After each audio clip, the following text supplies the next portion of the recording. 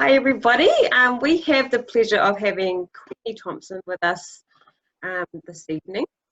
So Kuini has a pretty extensive background in sport, netball and touch.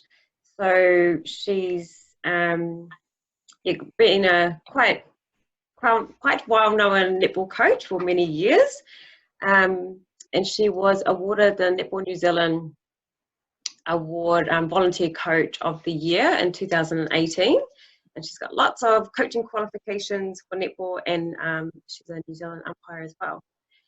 Good evening, Kuini. How are you? Kia ora, Jamie. Pretty good. So would you do the pleasure of telling us a little bit about your sporting journey? Wow. I've actually been watching your videos as you've been doing, everyone, and I guess like many of the people here, I've had a very long journey to do with sport. Yes.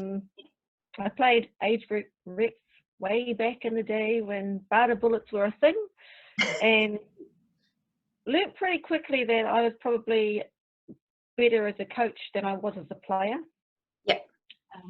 And most people who coach probably recognise that about themselves. You can actually see the play more clearly from the side and in an advisory role than you can when you're actually in the middle of the game playing. Yeah.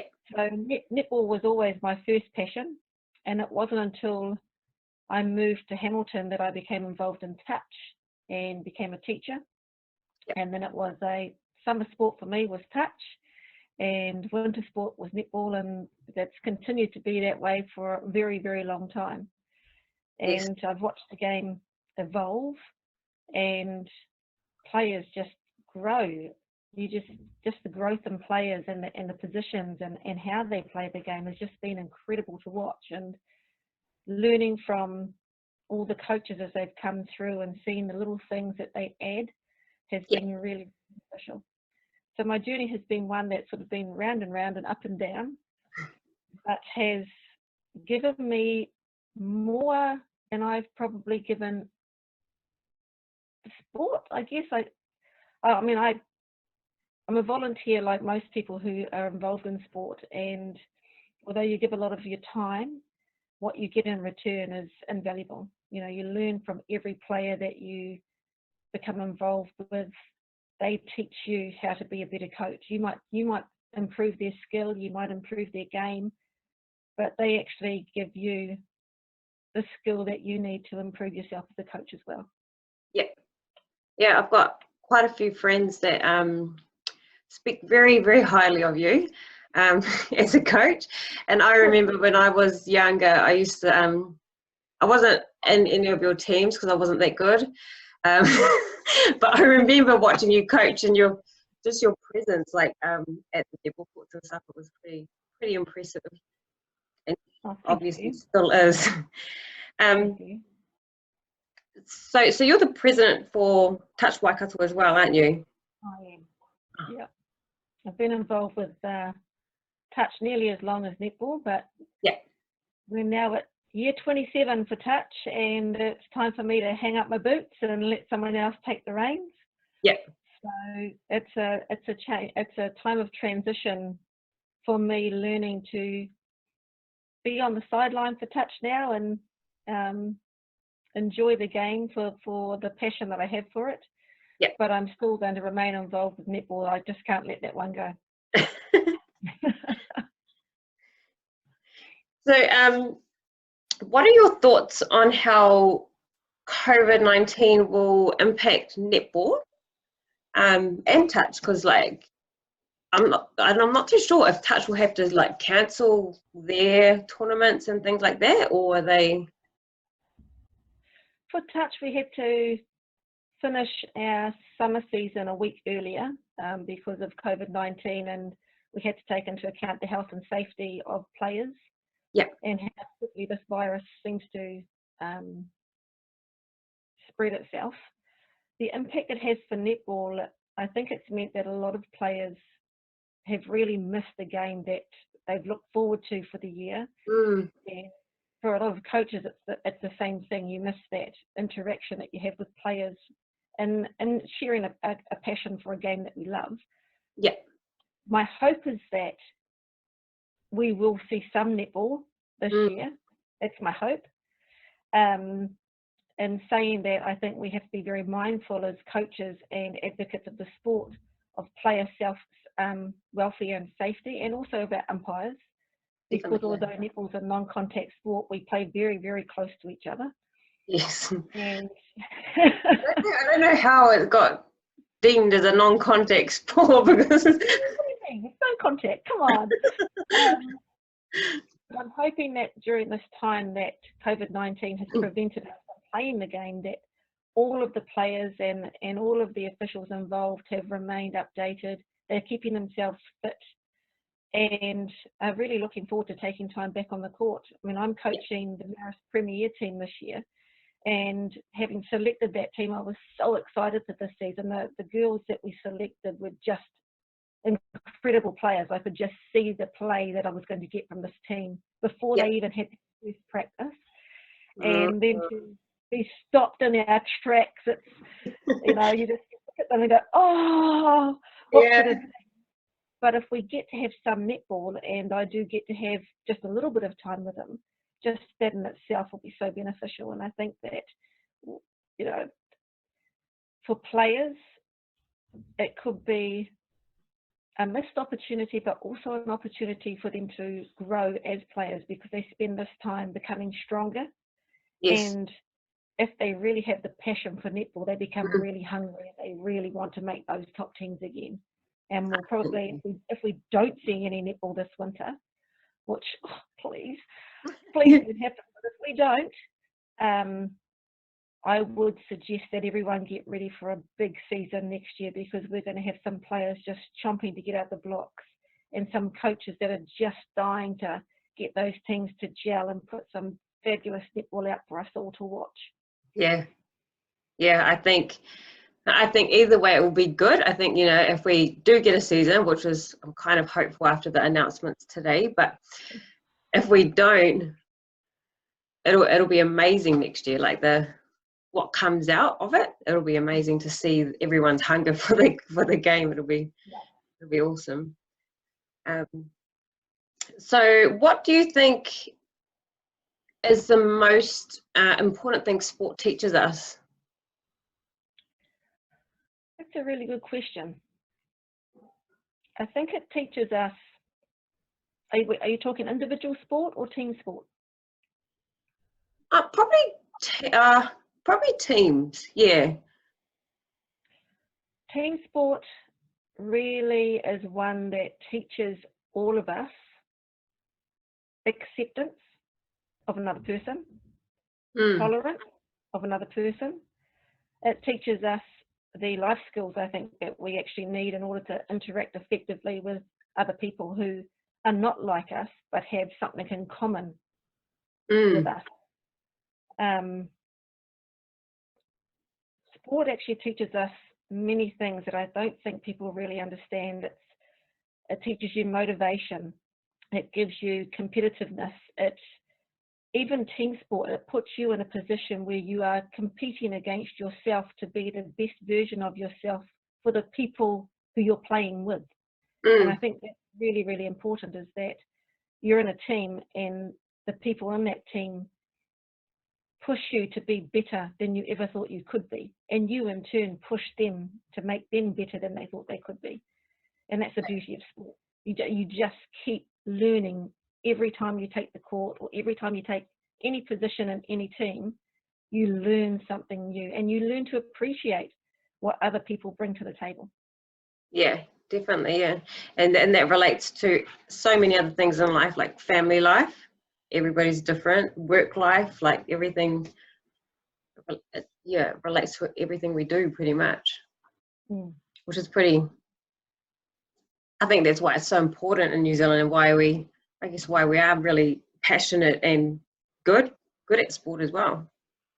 No, I agree. I think that New Zealanders as a whole are fantastic team people. Yes.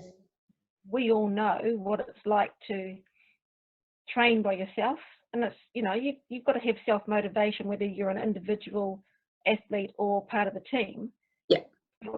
Being to take that training into a team environment, just that bit of urging from someone else to finish, to get to the Yes. end, to make it, is enough to just make you step up that much more. And I think that's the same in life. If you find yourself in a position where it's a bit hard, having someone on your side to just push you that bit further to meet the challenge, you always succeed, you always learn. Definitely, yeah. Lovely messages, isn't it? What kind of person is your favorite person to coach? Like,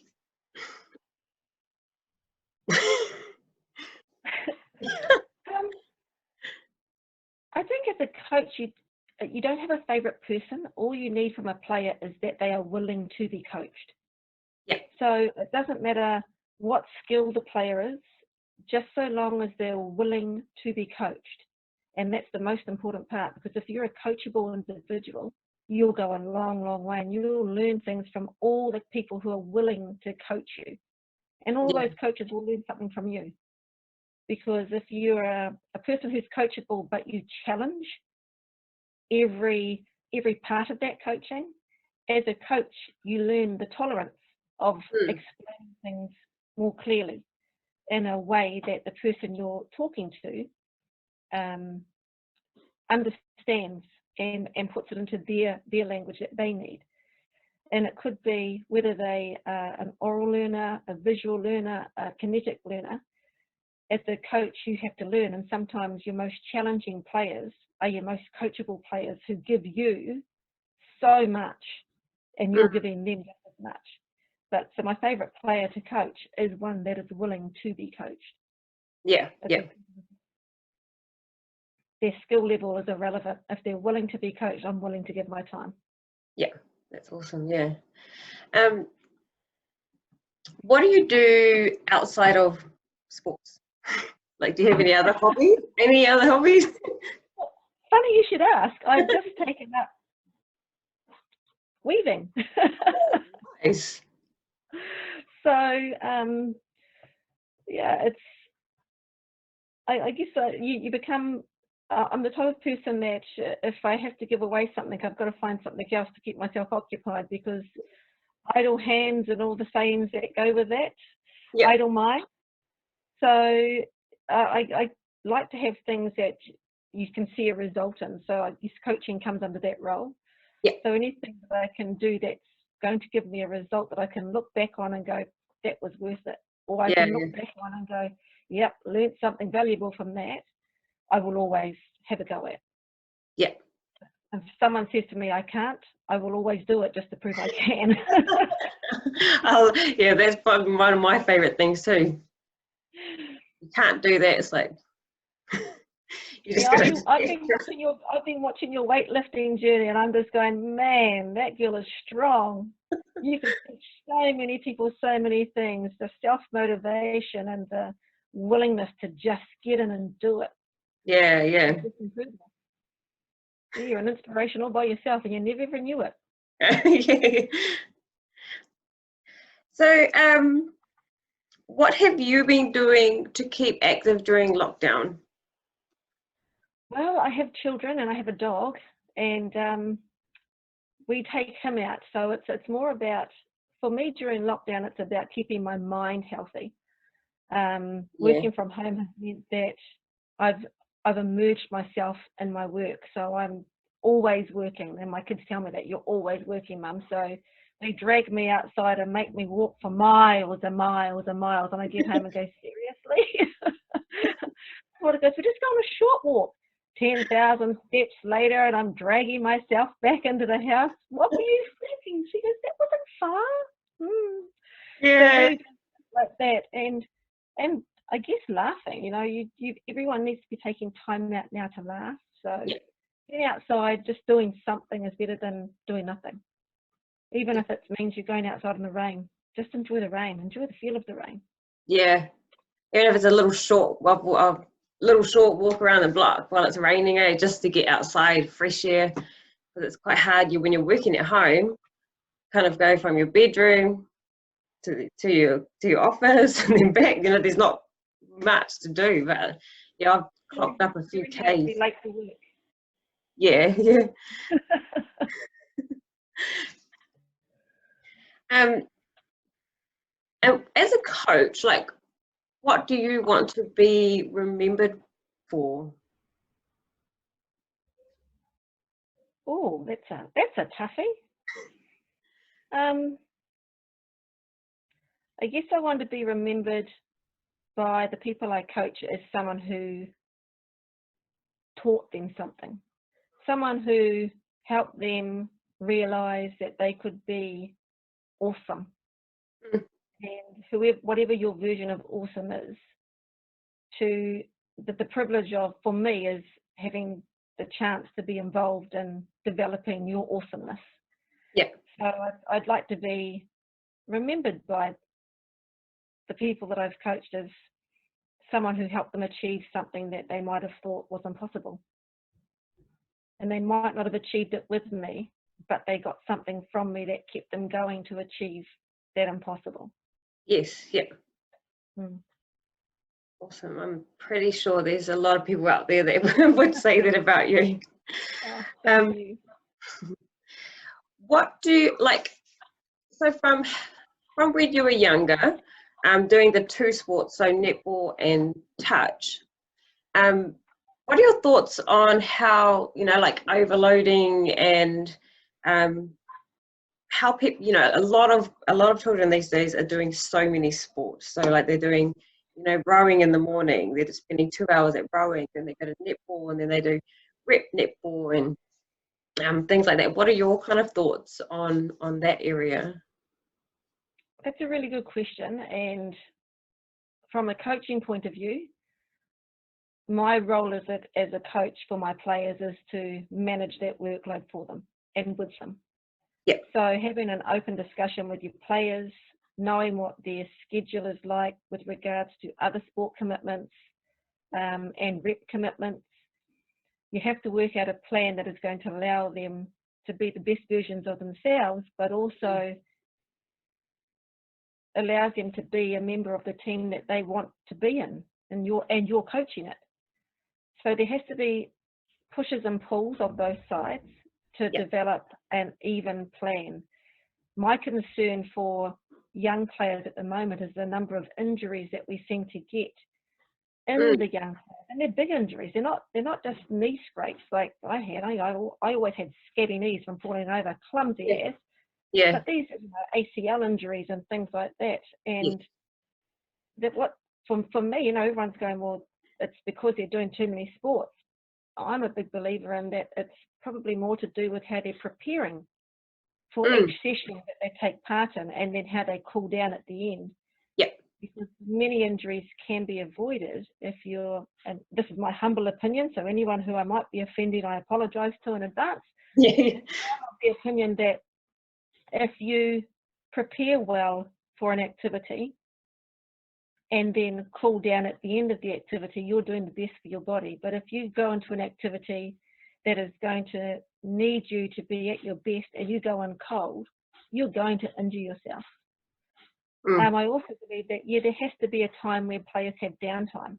And again, that comes into the planning process.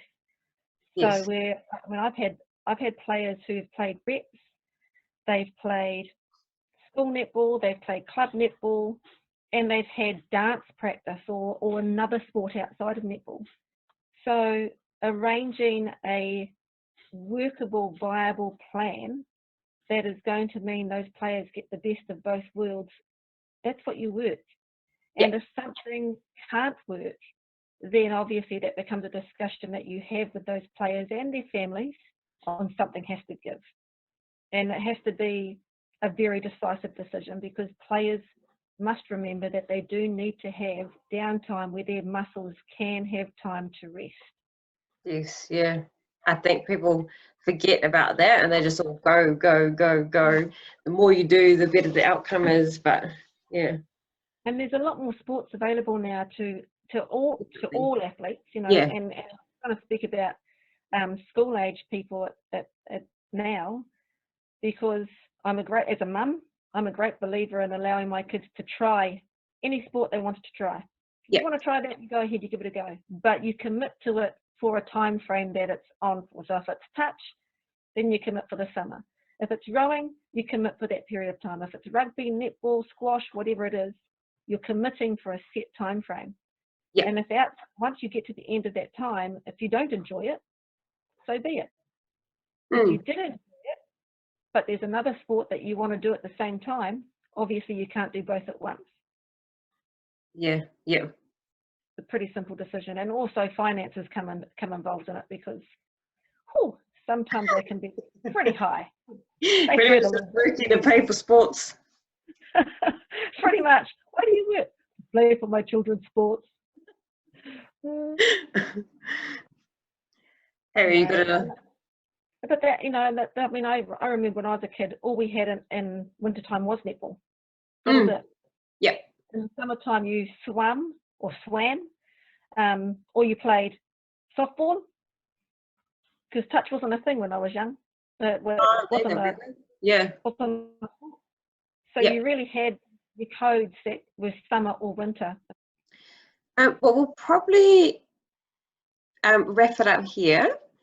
But do you have anything you would like to say to our netball community before we go? Absolutely. To all the players out there, please keep your fitness up. Here's fingers crossed that the season's going to be there. And to everyone else who loves the sport, be prepared for an awesome season. If it's not this season, then definitely next year, because I, for one, am lining myself up, because I tell you now, I've got some amazing players and I can't wait to get my hands on them. I'm going to go watch your team. Yeah, it'll be, I hope everyone's getting ready, because I think we'll get a little bit of a season, even if it's a small one. We'll get, well, I hope anyway. I hope. Yeah. Here's hoping. Fingers crossed. Yeah. Okay, well, thank you very much for your time, Queenie. I enjoyed our conversation. And I will see you at the courts. No doubt. You'll see me. I will. Ka kite. Ka kite.